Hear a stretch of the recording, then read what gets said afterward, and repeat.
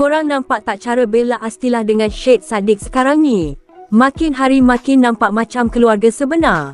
Percutian mereka di Jepun kali ini memang penuh dengan momen manis, santai dan juga lucu sampai ramai netizen tak berhenti bercakap mengenainya.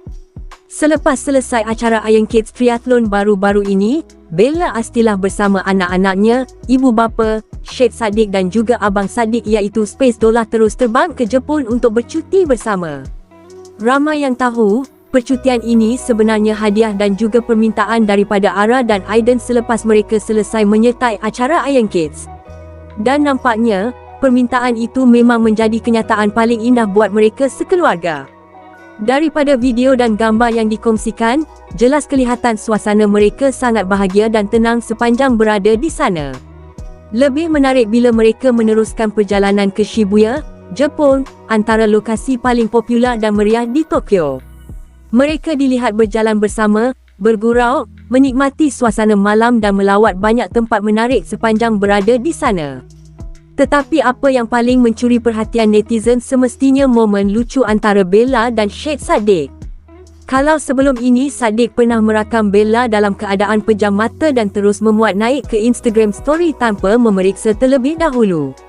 Kali ini Bella pula ambil peluang untuk balas dendam. Bella sempat merakam Saddiq yang sedang pejam mata ketika bergambar dan situasi itu memang mencuit hati ramai.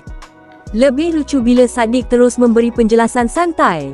Katanya dia memang tak perasan sebab selepas rakam terus upload ke IG story tanpa cek dahulu.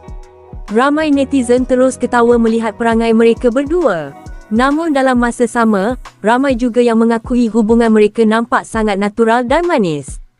Bukan jenis terlalu dibuat-buat, tapi lebih kepada selesa dan bahagia bila bersama. Ada yang mengatakan, dendam manja-manja macam ni lah paling sweet.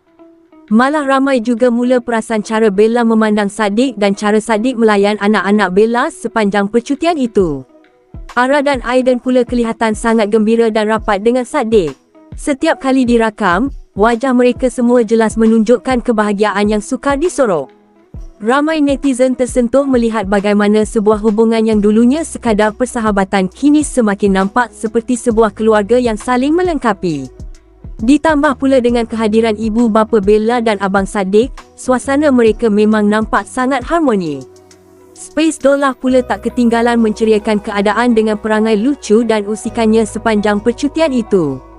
Memang riuh dibuatnya.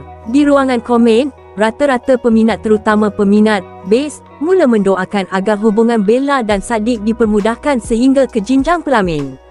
Ada yang berkata mereka sudah nampak seperti suami isteri sebenar. Dan ada juga yang mengaku semakin cair melihat kemistri antara mereka berdua yang makin hari makin terselah.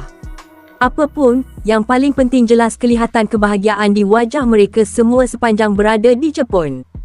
Dan netizen pula terus berharap agar hubungan indah ini berakhir dengan sebuah ikatan yang halal suatu hari nanti.